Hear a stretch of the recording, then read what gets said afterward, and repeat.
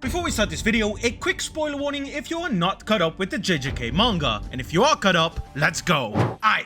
Achieving victory by any means necessary is a core philosophy in the Jujutsu Kaisen universe. The blatant disregard for anything else in order to get stronger. These words have been echoed again and again by the strongest sorcerer in history, Ryoma Sukuna. And in the latest chapter, we might have gotten the best example of that yet, with Yuta copying Kenjaku's technique to take over Gojo's dead body. He has disregarded his humanity and became the monster himself in order to defeat the evil that they are facing. He has to rise to his ultimate potential no matter how inhumane it might be. These are the lengths one must go to in order to reach the realm of the strongest. But first things first, how did we get here? Before the fight, Yuta proposed that as a last resort, if Gojo were to be defeated, he would have Rika eat Kenjaku to copy his body swapping technique to swap into Gojo's body to re-enter the fight. Not everyone was on board, especially Maki, obviously, and also Kusekabe raised a good point here as well. Why not just have Rika eat Gojo and copy the Limitless that way? But since the Limitless cannot be controlled without the Six Eyes, and the Six Eyes being a physical attribute, the only real way to use both would be to hop into Gojo's body. Maki then asks another great question. What happens after Yuta's copy technique runs out after 5 minutes? To which we get to know that there are 3 possible outcomes. 1.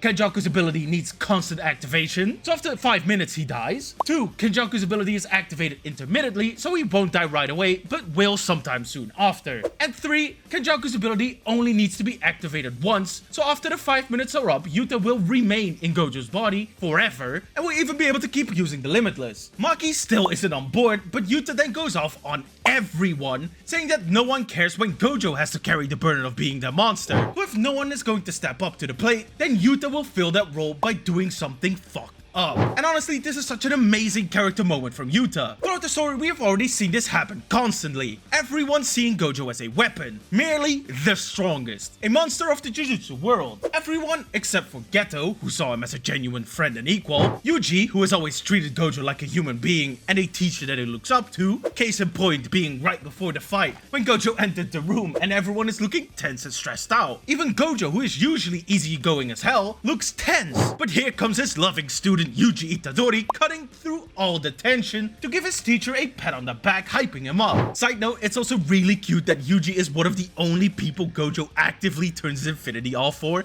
It's so adorable. But now we also get to see Yuta showing how much he really cares for Gojo. And it makes a lot of sense since both Yuji and Yuta would have been literally executed already if it wasn't for Gojo. Anyway, Yuta tells the plan to Gojo, who doesn't really care because he's the strongest and he ain't gonna lose anyway. But it's really nice to see Yuta trying to convince Gojo to share his burden before Gojo goes off to kill the higher-ups and be the monster he is made out to be. Speaking of which, I do have an in-depth video of Gojo's tragedy as the strongest, so if you haven't checked it out, give that a watch after this. Anyway, fast forward to the fight, and Yuta speed blitzes Kenjaku and kills him. So that was step 1 complete. Then obviously Gojo did end up dying because he got sneaked by the Binding Vow merchant. It is what it is. Luckily for the sorcerers though, the literal GOAT of this entire arc, the groomed one, we clutched up and got Gojo's body out of there, so that was step 2 complete. So after Yuta failed against Sukuna and was brought back to HQ, the plan got set in motion, and he doesn't waste any time with it and straight up throws down with an unlimited void. Sukuna notices this, gets hyped as fuck, knocks Yuji away, and gladly obliges with a malevolent shrine of his own. We haven't really seen Sukuna this excited since he first saw Megumi threatening him with Maharaga at the beginning of the series.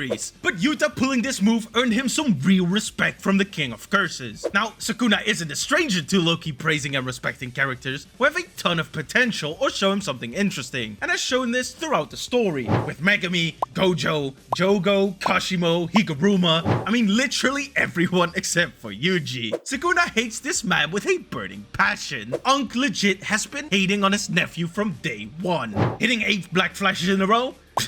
Basic shit. Learning reverse curse technique within a month? Meh, anyone can do that. Like, Sukuna really makes it his life mission to diminish any and every of Yuji's achievements and powers, and it's fucking hilarious. Speaking of Yuji, they really didn't tell this man about the body swap plan at all. Like, for real though, if you really think about it, and Sukuna didn't scream out loud that Yuta was in Gojo's body, we could have had a scenario where Yuji thought it was Kenjaku that came back, and it would have gone something like this. Domain expect. Hey Yuji, hold up, it's me! Yuta! Ah shit, my bad gang. Now I have seen a lot of theories popping up lately that Yuji will turn on everyone for not telling him about using Gojo's dead body as just a weapon. But honestly, I don't see that happening. Could he be pissed off about it? Sure, and rightfully so. But I doubt it will be more than that. I think Yuji of all people will understand that they have to do whatever it takes to beat Sukuna. Hell, Yuji has been doing some wild shit in order to get stronger as well, which ties in very nicely in the whole parallel between the students and their counterparts. Mainly Yuji with Sukuna, Maki with Toji, and Yuta with Gojo, and now also Kenjaku. Yuji, for example, has been having the munchies and has been cannibalizing his cursed womb siblings in order to get their powers, resulting in him looking more and more like a curse himself, just like a certain uncle of his. I mean, he can legit use dismantle like Cleave for Christ's sake. Granted, a very adorable toddler-looking version of it with those cute-ass scissor marks, but it's still the same technique. Maki has always been compared to Big Daddy Toji, but ever since Mai died and she completely renounced the cursed energy like Toji himself did, she's become a different beast, soloing the entire Zen'in clan without breaking as much of a sweat, overpowering a cursed spirit version of Naya after a hyperbolic time chamber sumo match, and most importantly going toe-to-toe with Sukuna himself, reacting and dodging a world-cutting slash, brushing off not one but two black flashes, and made Sukuna tweak the fuck out with excitement because this was the first time he's felt like he had to prove something to see what was worth developing more, sorcery or shaving away all cursed energy and focusing on the body with heavily restrictions. She's a worthy successor of our favorite deadbeat daddy for sure.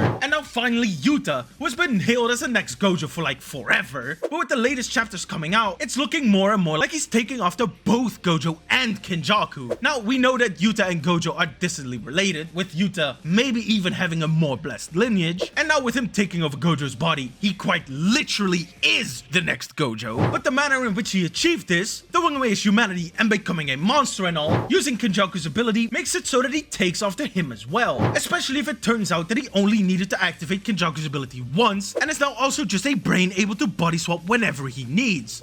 Although he is in Gojo's body, so there isn't really a better host around. I'm really interested to see which direction Gege takes this, as right now there are a lot of questions unanswered, so all we can do is speculate and wait. Will Yuta die after 5 minutes? Will he become the next Kenjaku and live in Gojo's body indefinitely? Will the outcome of this fight determine if Gojo is the strongest because he is Satoru Gojo, or if he's Satoru Gojo because he's the strongest? What will Yuji's reaction to all of this be? And why the hell is Rika fully manifested at the end of chapter 262?